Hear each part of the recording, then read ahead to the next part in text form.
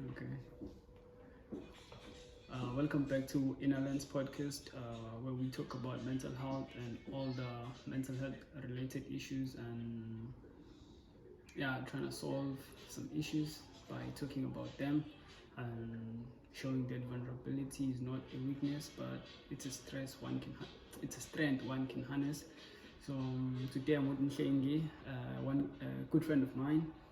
He's doing grade 12, doing maths and physics, and we're gonna get his experiences as a grade 12 student. How does it feel to be a grade 12 student, and how does it feel to do maths and physics, and hear his life choices and how they influenced his life and impacted his life and his journey of life and everything. Mhlengi, welcome to Innerland. Oh, yeah, it's a pleasure to be here. I'm saying today we're going to be asking you a few questions. You're one good friend of mine, so basically you know what this is about. It's a mental health podcast where we talk about mental health related topics, but we try to make it as cool as we can, so youth can follow us and be interested in mental health. What do you think mental health is? Mental health is more of a like. Oh my god. Mental health is about how someone is mentally. I guess it's like how you feel about yourself and others. Because how you think something is how you live it out. It's something that one must practice having a positive radiance of. Because if you think badly about yourself, you think badly of others. Because they say to love others, you must love yourself first. Mm-hmm. And basically.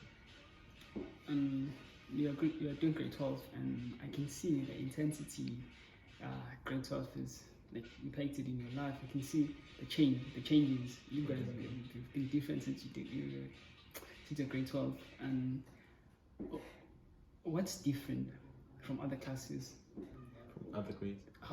From other grades. How do you feel the shift from doing grade 8 and grade 12? And how's been the experience of being a grade 12? Like, see, it's been not gonna lie.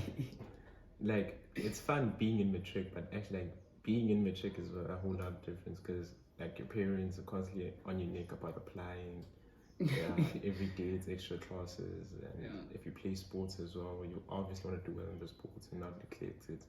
It's like, it's difficult. It's all about balance, I guess. Like, once you find the balance, it becomes more of like a flow of habit and less like a challenge. But compared to the other classes, I see, for me personally, grade 11 was one of the worst years I've been through throughout high school. For me personally, I did not like grade 11 at all. But then, in terms of work at grade 12, there's a lot of work and so little time. We covered a whole topic in less than a week, and it's all about being ahead of the teachers so that when they teach it, we're more of like revising with them rather than learning. And then, but matric it's not being in matric, but actually like being like there, like doing the work is a whole lot different.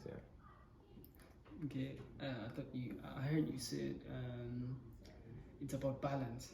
So how you doing the balancing thing? How are you balancing things? I know you're a very sport person. Play rugby, basketball sometimes, and chess. Yeah, he's a chess player. He's smart.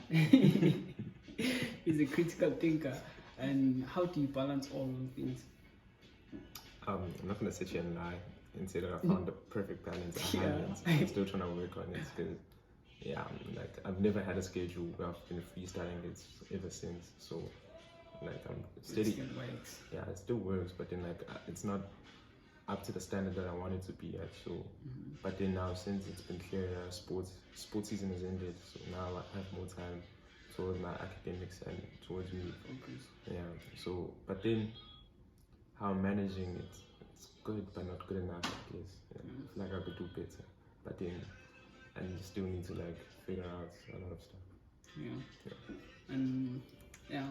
And how do you feel about mental health as I've heard you say define mental health in your own perspective, And how do you feel as the society view that concept, or do you feel like we understand what it is, or do you feel like we have misconception about the term, or how do you think the society view the concept of mental health in general?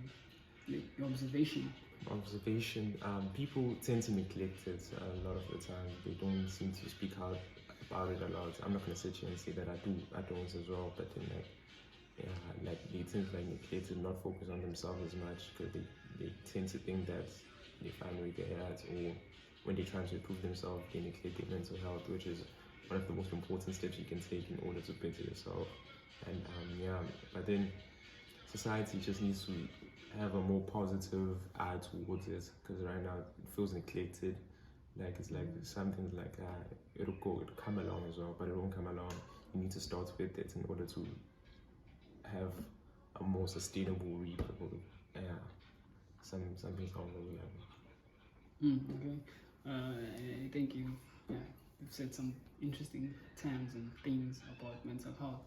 And how do you feel about a podcast that focuses on mental health? Do you think it may be something that's beneficial to the society, or something that can be fruitful to the community, or something that's just waste of your time? How do you feel about this thing that I'm trying to do, building a mental health podcast?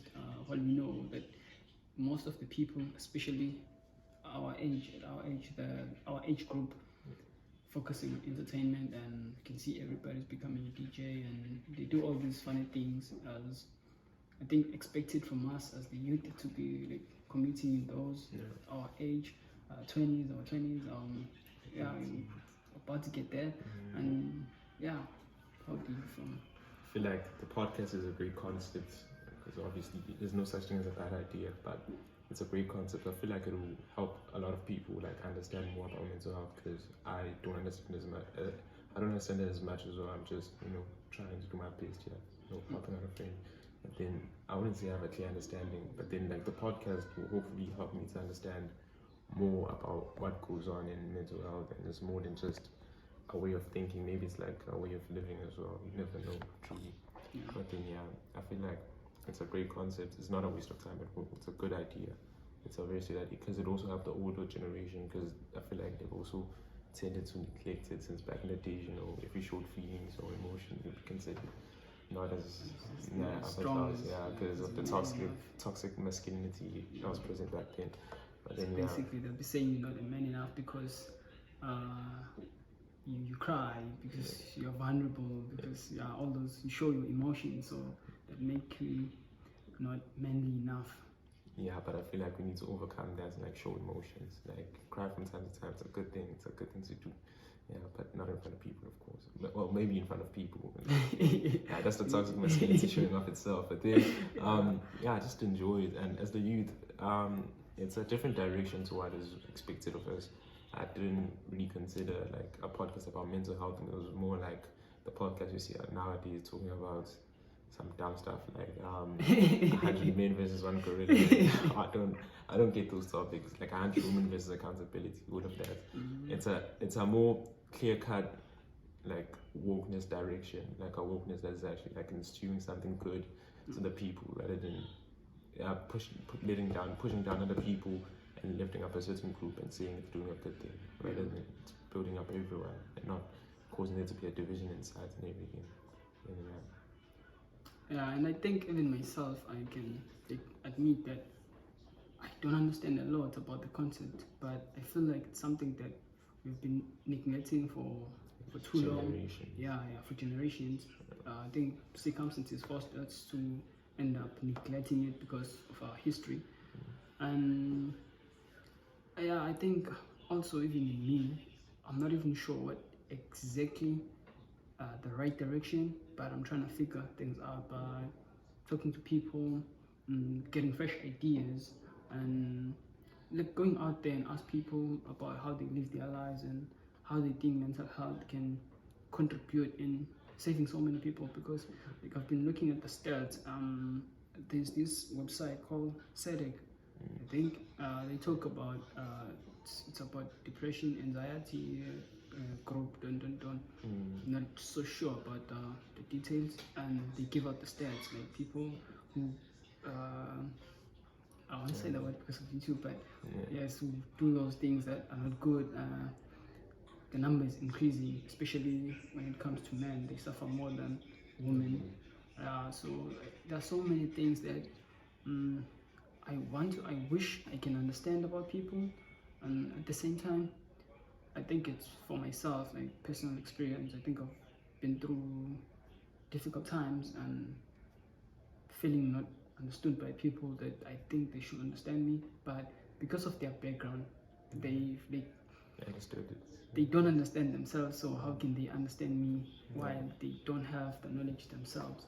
So I think that's been one of the big motivations why I try to stick with this concept of mental health, even though I'm also kind of an introvert. Sensible. Yeah, I'm not much of a talker, and I struggle to talk. I even struggle to talk on camera. Like when I have to speak on camera, like I have all the words. It's just not the execution. Exactly. I can see right now you don't even look at the camera. Looking from side to side. Yeah, I do.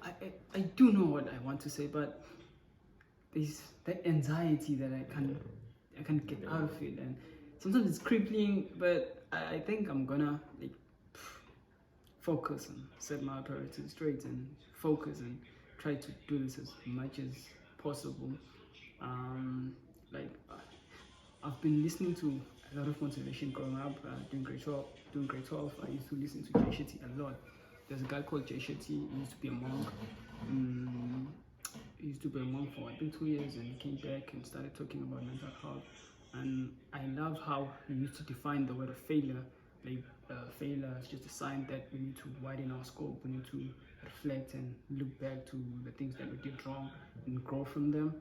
So I believe even myself, I can take this opportunity, overcome my worst fears. For example, I struggle with social anxiety, so I can maybe get better in socializing with people, and I think that's also gonna improve me in terms of being in terms of being a better person. I think it's gonna be quite a great journey, but a very tough one for me because I feel more comfortable when I'm in my room just playing music and doing games and doing nothing except for school.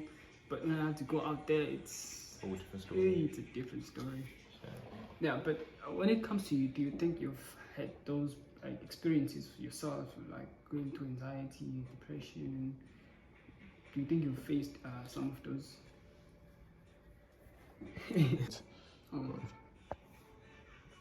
Oh, I can't say that it's all been sunshines and rainbows.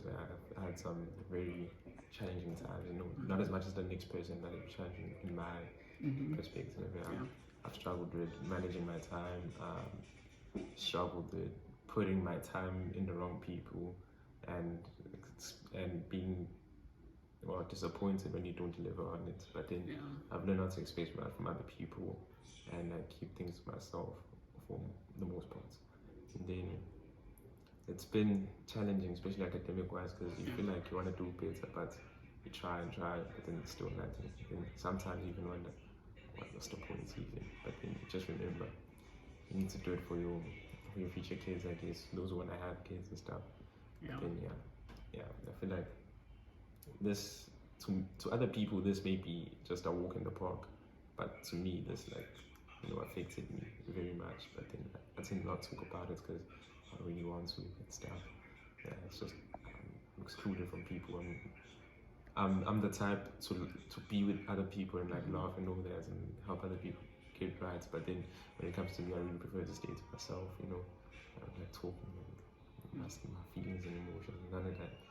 I don't do that, which is kind of ironic because I'm on a podcast about talking about yourself and building yourself up. I know it's crazy, but then I guess it's just who I am. I can't try to change it, but it's a character flaw that I've learned to be with rather than try to exclude from my life. But then you do so much for other people that you pour so much on other people that you forgot to pour into yourself. Yeah. I think I do get that because I think I've been that person for so long, and I think I am still a person who tend to pour a lot on people, and while my cup is very empty and end up like the loneliness that you feel, it's crazy. But I think that comes with understanding yourself and learning that you're not going through that alone, and it didn't start with you, and it's not gonna end with you. There've been other people before you, and there will be the people after you. We all go through the same thing, especially with grade 12. I found grade 12. Also the same experiences. Yeah, exactly. We all share the same experience. We get lonely. There's too much pressure. There's too much pressure on grade 12. And I remember while I was doing grade 12, I used to struggle a lot. Because also I was not the type who open up and talk to people. For me, I would hide it by being there at school, like teach people and stand up in class and do math and like do the craziest things. But I think that's how I used to cope, and that's how I survived grade 12 because the anxiety was crippling, especially when you don't get the marks you aimed at, and you just don't know what to do anymore because you give your all, but you don't reach the level you want to reach, and it's very, very depressing. And I know that. I've been there. I've lived that life, and I think still, even now, I think I'm still going through the same cycle of trying and failing, try again, fail and try again, trial and error. I think it's something that never ends, and I think with life, I think it's the same thing. In life, you try, you fail, you try again, you fail, you keep trying, and then you become better. I think the more you fail, the more you become better, the more you become a better human being than before, because through all the things you failed in or at, you get to learn so many things. You get to learn so many things. And as a sport person, I'm sure you do know this, that sometimes you're gonna lose some games. You're gonna lose some very important games, and you'll be depressed as hell. But because you still have the drive in you, you keep going. Yeah, and I think motivation is one of the biggest factors that you can undermine it. But I think grade 12 got to the point where I asked, what's the point of this? What's the point of I do know that I have to pass, I have to get good grades, but what's the point? And then I struggled with that question for so long that it drove me to my darkest places, because I couldn't find the motivation in what I was doing, and it became one of my worst nightmares. But I managed to get over it, and I think it comes, and you just learn how to survive with the stress, and you just find activities and do something. Forget about school for a second. Go play sport. Go take a walk. Go take a jog. Do something else just to get your mind distracted. I think that helps you to regain that self-confidence, and it's been working for me. And okay, what's the best advice you've ever had or received? I think these are final 3 questions. Okay. The best advice you've ever received. Best advice I've received, especially this year. I heard this the start of this year from our past matric learner. He said, enjoy the present moments, because matric, it's gonna go by in a flash. If you stick here, like worrying, like what I'm gonna do, just enjoy where you're at right now, because these are your final years as like a youth person, like not having to worry about anything, getting home, showering, taking off your uniform and playing games. That's like probably your last year if you're doing that. So enjoy the present moments, because once, like in a year's time, you're gonna be wishing, I wish I was back in high school so I can be talking to what. I should be back in high school. I'll be in maths right now, laughing with guessmates. I could be in history right now, laughing with the teacher and talking about what. But don't let certain moments become memories. Like, be in them. Like, don't allow them to be like, I wish I did this. Be like, I'm glad I did that. Like, enjoy the moment right now. Like, as of right now, I'm probably gonna look back at this later. I'm gonna be like, damn, I did this. Like, first I didn't want to do it. I'm not even gonna lie because I'm scared. I'm scared of the camera. But then, I guess I just like, let me just do it. Because what's the point of running away? Yeah. It's just a simple video. Yeah. Just enjoy yourself. Don't behave on yourself. Mistakes happen. We learn from it. It's all about improving at the end of the day. Even if it's just by 1%, it's still better than nothing. Yeah, that's basically it. I think that's one of the beautiful advices, and I think that's one way to get happier in life, to be in the present moment, forget about other things, because once you start thinking about other things, I'm gonna do this. and now you feel like you're not enough in that moment. You feel like, hey, I'm not enough. I could be doing this, could be doing that, could be there, could be here, yeah. And you end up forgetting about where you are. That present moment, it sleeps in your fingers. Like, you had it, but it just slips away because you didn't want to be in that moment. Try to focus on other things that probably, even if you were to be there, but you also feel the same way, because you tend to care more about the future and the past, and then you forget about the present moment. Yeah, I think that's very beautiful. And what's your worst advice you've ever heard or received? This may go for some people, but for me personally, it's basically letting slide. Like people may say things like, if you know it's fine with you, just let it slide. It's not who I am. Like, if you say something that like doesn't sit right with me, I'm gonna voice it out to you and tell you that, like, see, I know I don't like this. But then I've heard people saying that sometimes you just let them have it. Like, just be like, okay, you know what you true right now. Just don't worry about it. But I feel like that's kind of dumb. If you're passionate about something, you'll be willing to defend it. Obviously, just if you know what's right for you, and no one can tell you otherwise. If it's right for you, it's right for you. Yeah. Because you know yourself more than anyone. Exactly. So believe in yourself. Don't let others doubt you, and just chill. Yeah. Enjoy it. Exactly. And then, if you could create one law that would be followed by everyone, which law would you create or would you make that would be followed by everyone? It's probably okay. One law, just one. Just one that would be followed by everyone. Can it be like, if you like get caught doing a crime, then you have to do a certain thing? Okay, please explain. Like, how can I put this? One law. Everyone must follow. Everyone. No. If you've ever harassed, sexually assaulted someone, you must have your genitals cut off. Because if you don't know how to use it, you must lose it. Honestly, like, you need to keep your hands to yourself. Enjoy the moment, but don't let it affect other people. Enjoy yourself and in the moments. Yeah, something along those lines. It's wild, I know, but it's something like especially with our country right now. Don't even have to say much. Just go on the news. You find a new case every day. Yeah, basically, and I don't think that's right for people as a whole. Some people feel threatened to leave their houses, even they don't leave their houses. I just feel like everyone should be. Yeah, the GBV cases are. Yeah, exactly. So like, I feel like everyone must feel safe and protected, like in their country, in their houses, in their streets, in their city. I should be able to go out at like 9 at night, go for a walk, come back, nothing happens to me. But then if I go out 9 at night, I wonder, am I ever gonna come back even?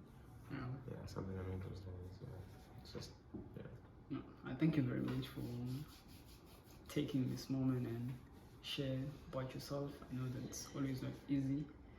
Sharing about yourself, it's something that's very difficult to all of us. Me, you, everyone. So thank you for sharing. I really appreciate it. Hopefully someone will learn something, and we're gonna grow from our mistakes and learn from them, and not let them define us or who we are or who we will be in the future, but we're gonna take them as lessons, not failures. Thank you very much. Please follow on TikTok, Inner Lens Podcast, and on YouTube, please subscribe. It's Inner Lens Podcast. Thank you very much. Enjoy your day.